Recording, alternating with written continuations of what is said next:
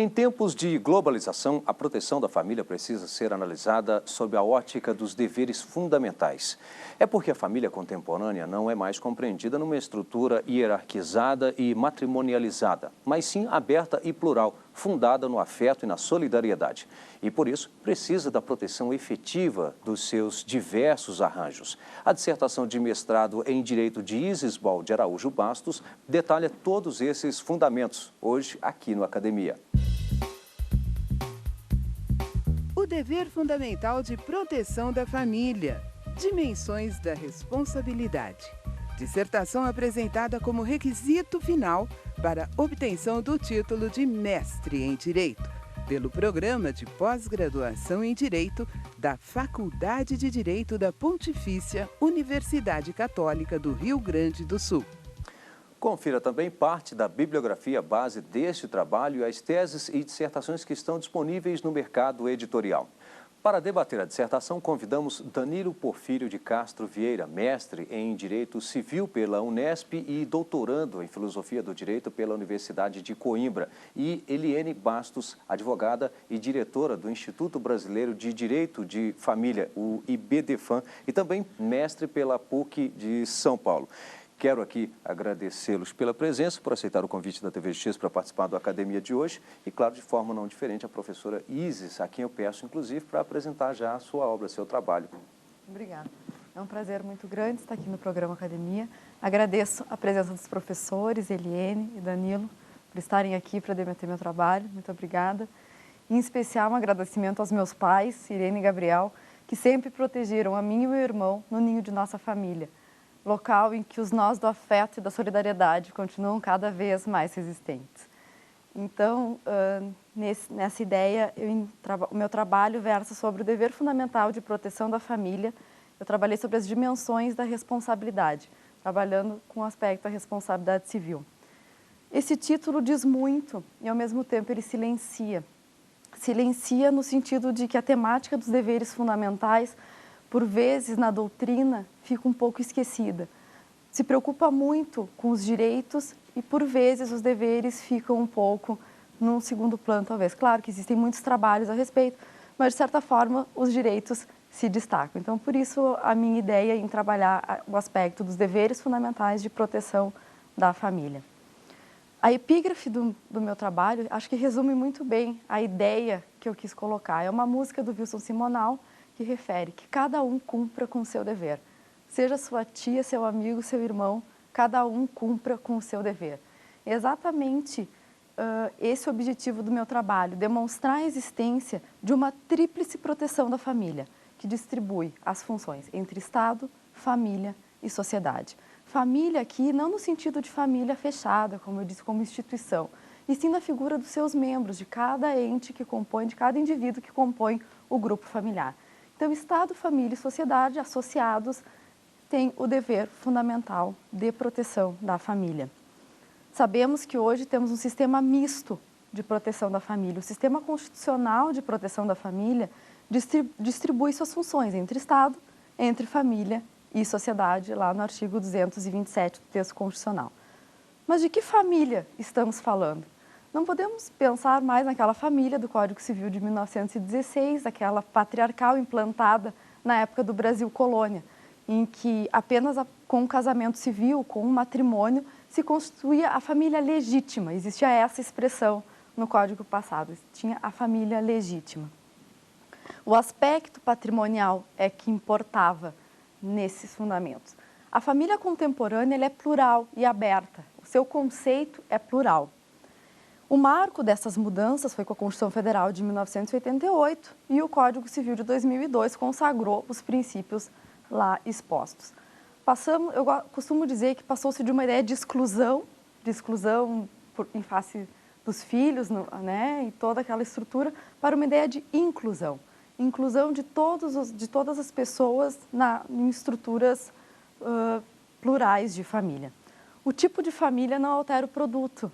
Eu costumo referir isso, todos são família, independente da sua formatação, as pessoas se uniram através do afeto e solidariedade, constituíram um núcleo familiar, então podem ser considerados, com certeza devem ser considerados como família.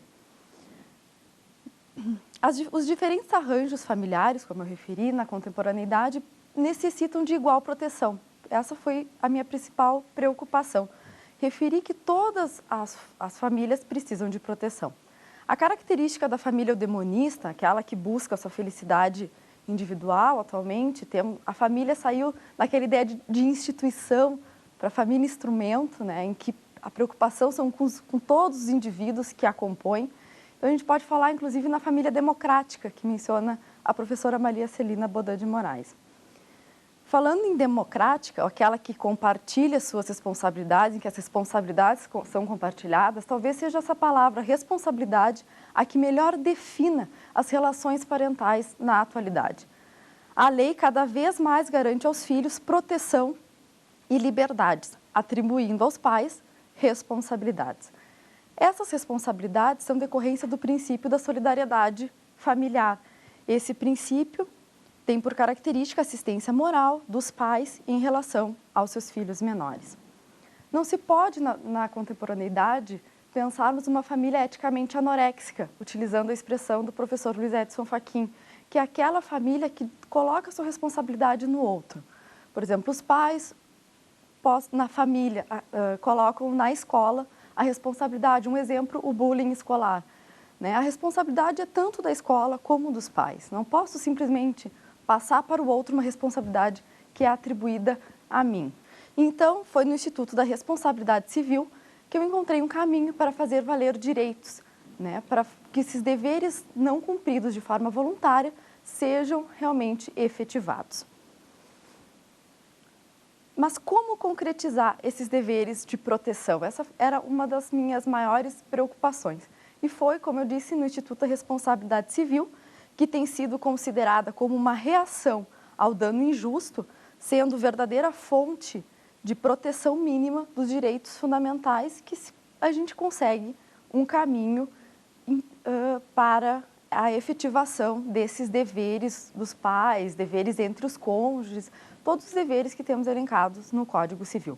Eu utilizei 2 exemplos no meu trabalho, porque para todo referencial teórico que eu trabalhei, eu vi a necessidade de adequá-lo a uma concretude maior. Eu vi essa necessidade de aplicar na prática. Então, eu utilizei o exemplo do abandono afetivo e do conhecimento da origem genética ou biológica.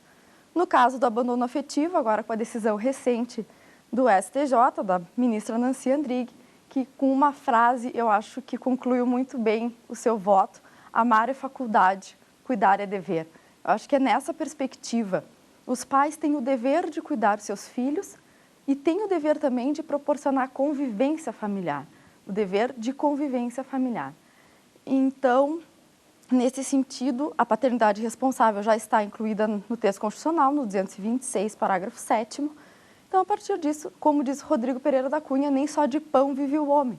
Eu não posso simplesmente me conter com um pai ou uma mãe, né, que somente pague alimentos ao seu filho e não lhe proporcione aspectos físicos, psíquicos e carinho, cuidado nessa situação. O outro exemplo que eu utilizei foi o conhecimento da origem genética ou biológica, que o filho tem o direito de conhecer a sua origem genética e biológica e os pais, por sua vez, têm o dever de informá-lo quem são. Eu trabalhei um exemplo do Tribunal Constitucional Federal Alemão, em que discutia um conflito entre a privacidade da mãe e a origem genética da filha. A mãe se recusava, indubitavelmente, a dizer quem eram os supostos pais ou quem era seu pai, e essa filha precisava disso, tanto por mera curiosidade, enfim, independente do motivo que esse filho necessite, é importante. E as filiações, elas não se anulam. A filiação afetiva tem natureza jurídica no direito de família e a filiação biológica no direito de personalidade. Então, uma filiação não anula a outra. É perfeitamente possível que esse filho tenha o seu dever, tenha seu direito assegurado de conhecimento da sua origem genética ou biológica. O que me preocupa muito é que, quando é posto ao judiciário, o judiciário deve dar uma resposta àquilo que lhe é imposto. O professor Ricardo Aroni refere que o direito tem que dar uma resposta às perguntas que lhe são feitas, esteja ele preparado ou não. Eu acho que essa foi também uma preocupação. Então, esse foi o principal objetivo do meu trabalho, abordar essa temática. Bem, agradeço a Isis Baldi Araújo Bastos e, por hora, vamos conferir parte da bibliografia base deste estudo. Na Medida da Pessoa Humana, de Maria Celina Bodin de Moraes, editora Renovar. O Dever Fundamental de Pagar Impostos, de José Cassal Tanabás, editora Livraria Almedina. Em Busca da Família do Novo Milênio, de Rosana Amara Girardi Faquim, editora Renovar. Bom, Isis, e aí nós vimos na bibliografia uma curiosidade, o dever fundamental de pagar impostos de Cassal Tanabás. Aí fica... Tá, mas por que isso na bibliografia, esse trabalho na bibliografia? Isso Exatamente. Perdão.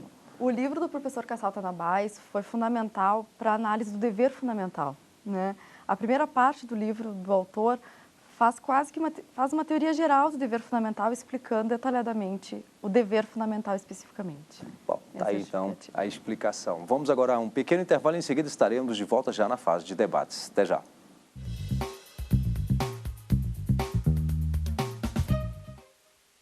Hoje, no Academia, a dissertação da mestre em Direito Isis Baldi Araújo Bastos, o dever fundamental de proteção da família, dimensões da responsabilidade. Os convidados para debater o assunto são Danilo Porfírio de Castro Vieira, mestre em Direito Civil e doutorando em Filosofia do Direito pela Universidade de Coimbra, Portugal, e Eliene Bastos, advogada e diretora do Instituto Brasileiro de Direito de Família. Bom, antes de iniciarmos aqui o nosso debate, gostaria de lhe convidar para conhecer algumas publicações de teses e dissertações que ganharam o mercado editorial.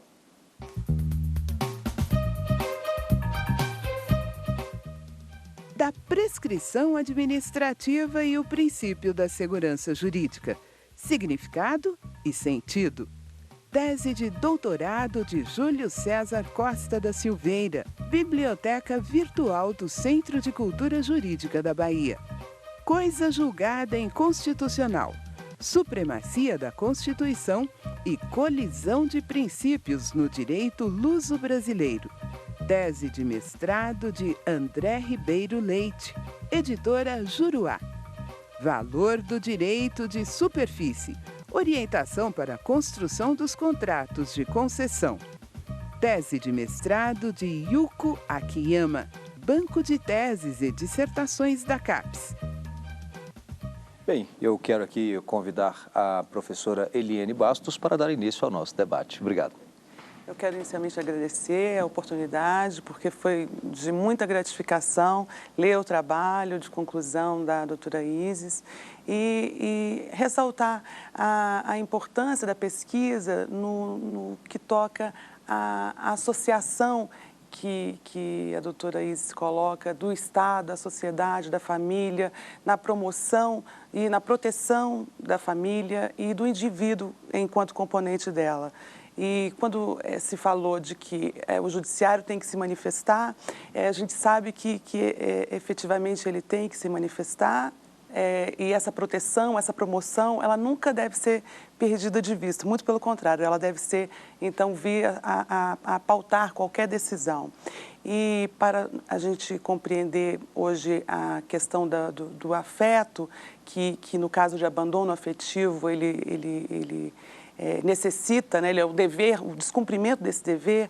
Então, eu gostaria só de pedir que você falasse um pouco dessa junção do direito civil com o direito constitucional, para que dê essa resposta, porque efetivamente amar não é obrigação, mas cuidar está lá na Constituição, e a gente sabe que o indivíduo, para se formar, para ser um indivíduo sensível ao outro, ele precisa de receber afeto, ele precisa de saber o que é solidariedade, e só tem isso na convivência familiar, dentro de uma família capaz de promover esse indivíduo a um sujeito de direito, a um sujeito capaz, a um sujeito autônomo. Então, portanto, essa junção técnica que a doutora Isis nos brinda de forma precisa, na sua pesquisa aprofundada, ela dá esse respaldo para as decisões judiciais, inclusive. Então, eu gostaria só de que, se você pudesse ressaltar um pouco para a gente essa junção muito feliz que você fez. Muito obrigada. Realmente, eu não tem como analisar mais o direito civil sem antes a gente verificar o texto constitucional. O direito civil constitucional hoje é uma realidade e ele deve ser realmente aprofundado. No caso do abandono afetivo, a convivência familiar está lá no texto constitucional, no artigo 227, parágrafo 7º. Então, a importância do julgador, tanto do julgador como do advogado, verificar no texto constitucional quais são os princípios regentes, qual foi, né, o espírito constitucional no sentido de análise do texto constitucional, para daí sim aplicar o direito civil de acordo com essas normas, com os princípios instituídos no âmbito da Constituição Federal. Eu acredito que no direito de família, principalmente, não há como separar Constituição e direito civil. Acho que os dois estão intimamente ligados, realmente, e foi essa análise que eu procurei fazer, né, dos princípios constitucionais aplicados diretamente ao direito de família, os princípios constitucionais que estão no Código, refletem no Código Civil, né, a constitucionalização do direito privado. Então, foi a partir disso, que eu procurei analisar, principalmente, a questão do abandono afetivo. Professor Danilo. Inicialmente, eu quero agradecer a produção da academia, é um grande prazer estar aqui novamente. É uma grata, né, uma grata surpresa e satisfação ter a professora Eliene aqui como nossa colega, grande conhecedora do direito de família, e tenho que saudar a professora Isis, né, a professora Isis Bol Bastos, que nos deleitou aí com uma bela obra, uma obra substancial, uma obra de peso, que nos leva a inúmeras indagações, a inúmeras problematizações. Isso é prazeroso na academia, não é verdade? É trazer, analisar os problemas. E, Isis, eu começo pela questão da afetividade e especificamente da socioafetividade, não é? Eu não posso deixar de me reportar as origens do direito civil moderno, não é? O direito civil moderno vem como uma resposta, o Código Civil napoleônico, ele vem como uma resposta de materialização daquilo que até então estava garantido, mas de forma muito difusa, nas primeiras cartas constitucionais, especificamente, as declarações de direito. E a única instituição, o único instituto jurídico que foi recepcionado pelo direito civil, que não era propriamente moderno, foi a instituição familiar. A instituição familiar, ainda no Código Civil napoleônico, ela se inspirava no modelo tradicional, no modelo pré-moderno. E há quem diga que tanto os pandectistas quanto o próprio Napoleão primaram por essa conservação por uma questão de ordem, de estabilitas. Hoje o que nós vemos? Finalmente, a família foi apresentada à modernidade, por meio da ideia de afetividade e socioafetividade.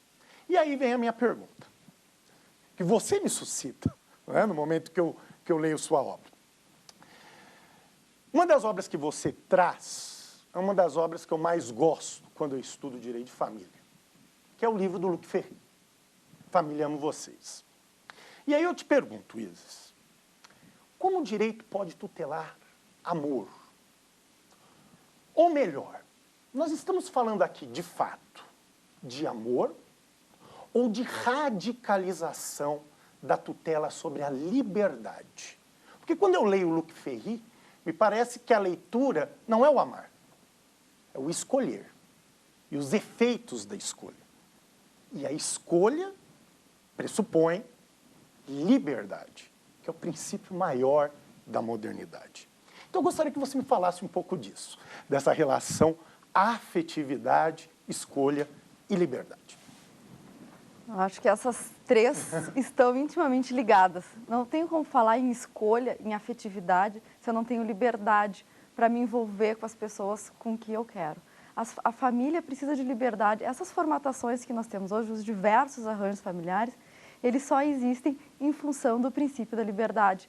Essas famílias, as pessoas hoje em dia, como eu disse, no caráter eudemonista do direito de família atual, elas partem do pressuposto de que eu preciso ser feliz, eu quero ser feliz. E para que eu possa ser feliz, eu tenho que ter liberdade de associação e para construir o meu grupo familiar de forma livre.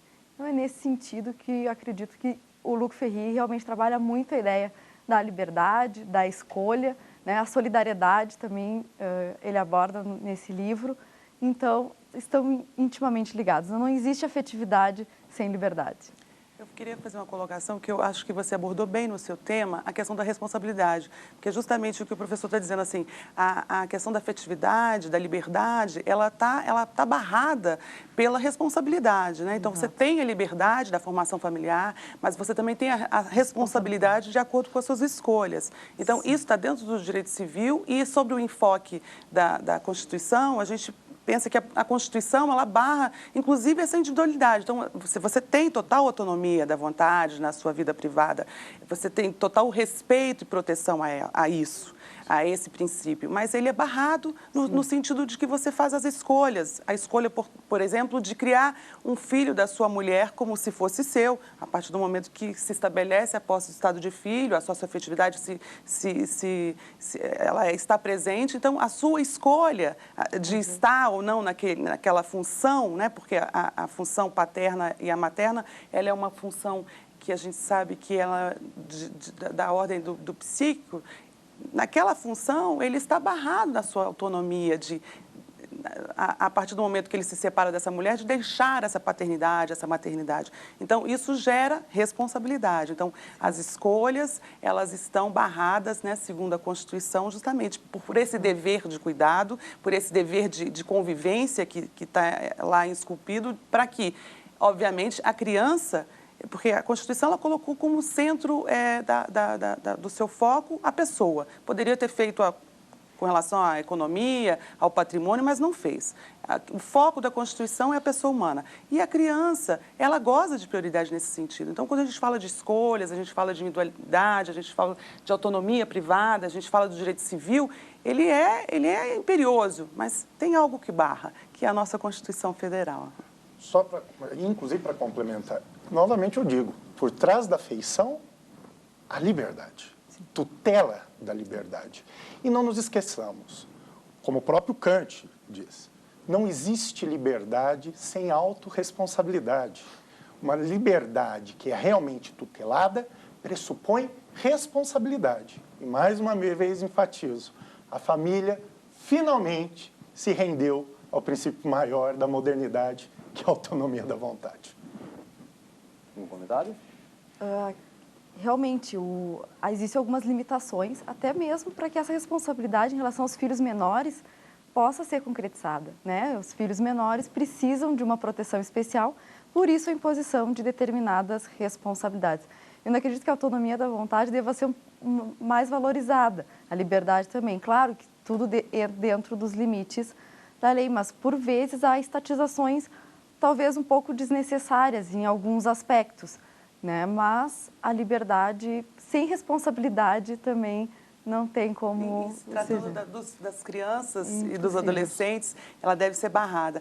E eu gostei muito da sua pesquisa, no aspecto técnico, inclusive, porque deu oportunidade, assim, elementos para, inclusive, a gente compreender, porque as pessoas às vezes fazem confusão. A questão do cuidado, né? Que antes a gente compreende que o afeto é um valor jurídico. Sim. Agora, compreender que o cuidado é um valor jurídico é o que a gente tem avançado a partir, inclusive, desse paradigma do acordo da ministra Nancy, que disse que o cuidado é uma obrigação. Então, assim, que cuidado é esse? Não é a qualidade, né? Então, você traz muito bem na sua pesquisa de que não se trata de colocar qualidade, se trata de uma obrigação do cuidado, de suprir as necessidades de um ser humano que quer ser um sujeito de direito, um adulto, e que não se trata só de falar de questões alimentícias e envolve muitos outros aspectos.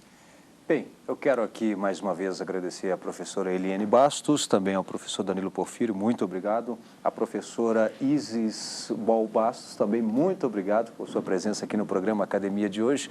E convido você, acadêmico, a a participar de nosso programa. Para isso, traga o seu trabalho para ser debatido aqui no Academia. Você também pode mandar sua sugestão para o programa ou indicação de algum trabalho, uma tese ou dissertação. Para participar, basta enviar o currículo com o título do trabalho para o endereço academia@stf.jus.br e nós entraremos em contato. Obrigado e até o próximo programa.